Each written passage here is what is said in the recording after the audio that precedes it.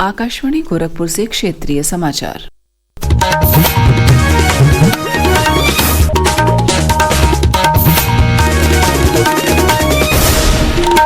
नमस्कार, समाचार बुलेटिन के साथ मैं शिवानी अरोरा।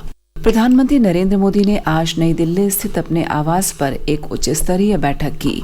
बैठक में रक्षा मंत्री राजनाथ सिंह, विदेश मंत्री सुब्रमण्यम जयशंकर, राष्ट्रीय सुरक्षा सलाहकार अजीत डोभाल, रक्षा प्रमुख जनरल अनिल चौहान, थल सेना प्रमुख जनरल उपेंद्र द्विवेदी, नौसेना प्रमुख एडमिरल दिनेश त्रिपाठी और वायुसेना प्रमुख air chief marshal Amarpreet Singh मौजूद थे।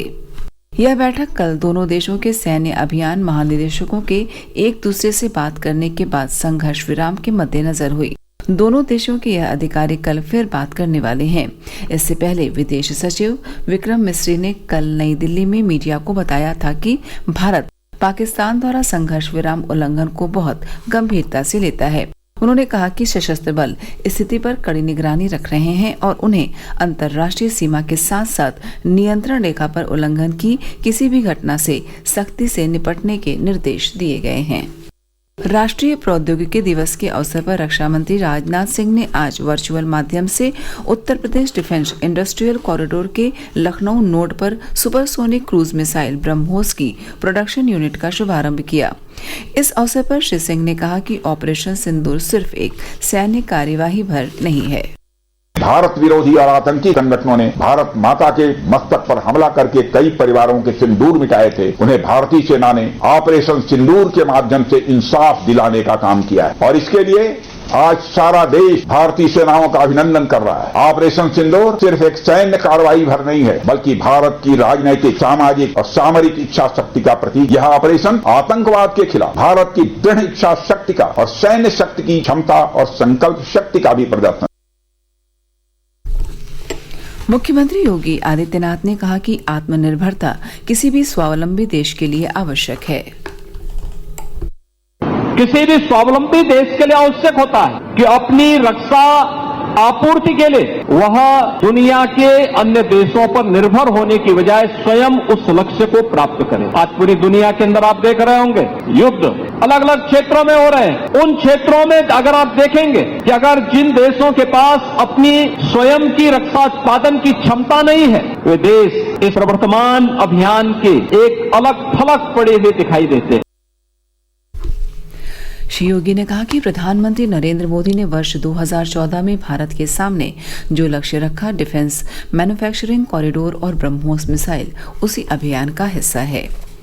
गृह सचिव गोविंद मोहन ने पाकिस्तान की सीमा से लगे राज्यों के मुख्य सचिवों के साथ कल वीडियो कॉन्फ्रेंस के माध्यम से बैठक की। सूत्रों ने बताया है कि उन्हें अलर्ट रहने और सीमा पार से किसी गोलीबारी से निपटने और अपने क्षेत्रों में नागरिक सुरक्षा तंत्र को सक्रिय करने को कहा गया है। भारत और पाकिस्तान के बीच संघर्ष विराम की घोषणा के बाद यह बैठक हुई। वायुसेना ने कहा है कि ऑपरेशन सिंदूर के दौरान उसे जो कार्य सौंपे गए वे सभी उसने पूरी कुशलता के साथ पूरे किए हैं।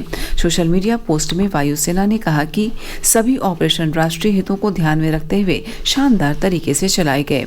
अब यह ऑपरेशन चल रहे हैं और उचित समय पर विस्तार से जानकारी दी जाएगी। वायुसेना ने भी सभी से आग्रह किया है कि वे अटकलबाजी से बचें और अपुष्ट जानकारी साझा न करें।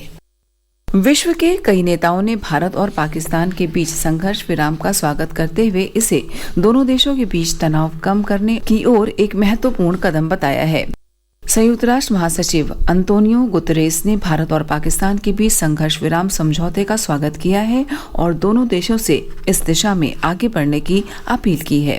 इसी प्रकार ब्रिटेन, यूरोपीय संघ, सऊदी अरब ने भी अपने अपने वक्तव्य में उम्मीद जताई है कि यह संघर्ष विराम क्षेत्र में शांति और सुरक्षा को बहाल करने में योगदान देगा।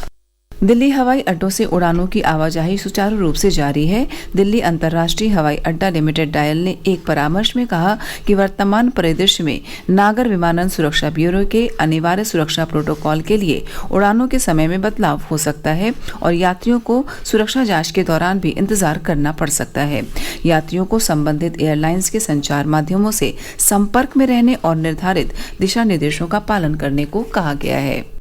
दुनिया भर में आज मातृ दिवस मनाया जा रहा है। मातृ दिवस एक वार्षिक पर्व है जो दुनिया भर में मातृत्व और माँ के प्रति प्रेम व योगदान को समर्पित है।